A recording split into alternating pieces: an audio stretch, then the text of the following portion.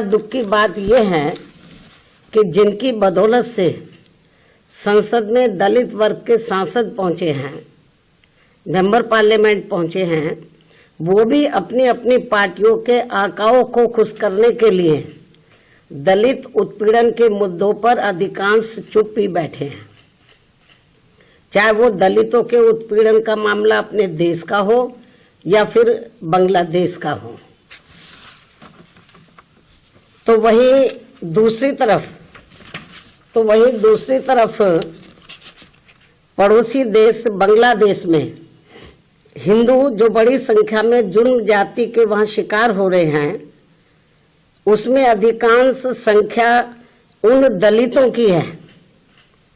उन weaker section के लोगों की है, कमजोर तबके के लोगों की है, खासकर दलितों की है,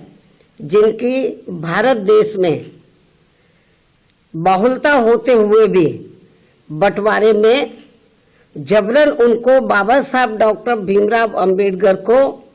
संविधान सभा में चुनकर भेजने की सजा के तौर पर पाकिस्तान को दे दिया गया था। इस प्रकार बाबा साहब डॉक्टर भीमराव अंबेडकर संविधान सभा में बंगाल के जिस जैसोर खुलना क्षेत्र से चुनकर आए, तो उसे हिंदू बाहुल्य क्षेत्र होने के बावजूद भी षड्यंत्र के तहत पहले पाकिस्तान के हवाले कर दिया,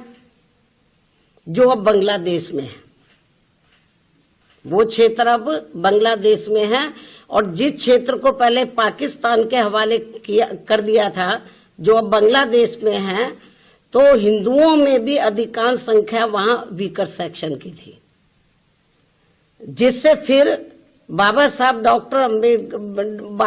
डॉक्टर भीमराव अंबेडकर वहां से इस्तीफा देकर भारत वापस आ गए बांग्लादेश से। और ये सब जातिवादी खेल कांग्रेस पार्टी का था। और अब जब वहां इनका शोषण हो रहा है, तो विपक्ष की ये मुख्य पार्टी इस पर चुप है, कांग्रेस पार्टी चुप है, और अब वह केवल मुस्लिम वोट के लिए संभल चिल्ला रही है। इस मामले में कांग्रेस, सपा व इनके समर्थक दल एक ही थाली के चट्टे बट्टे हैं। ऐसे में बीजेपी व उनके नेतृत्व में चल रही केंद्र की सरकार अपनी जिम्मेवारी को आगे बढ़ चढ़कर निभाए, ताकि शोषण का शिकार हो रहे दलित वर्ग के लोगों का वहां और ज्यादा शिकार ना होना पड़े, जिनकी तादाद वहां बहुत ज्यादा है। या फिर कांग्रेस की इस गलती का, जो अब वहां दलितों को नुकसान उठाना पड़ रहा है, तो उन्हें वहां की सरकार से बातचीत करके भारत में वापस लाया जाए।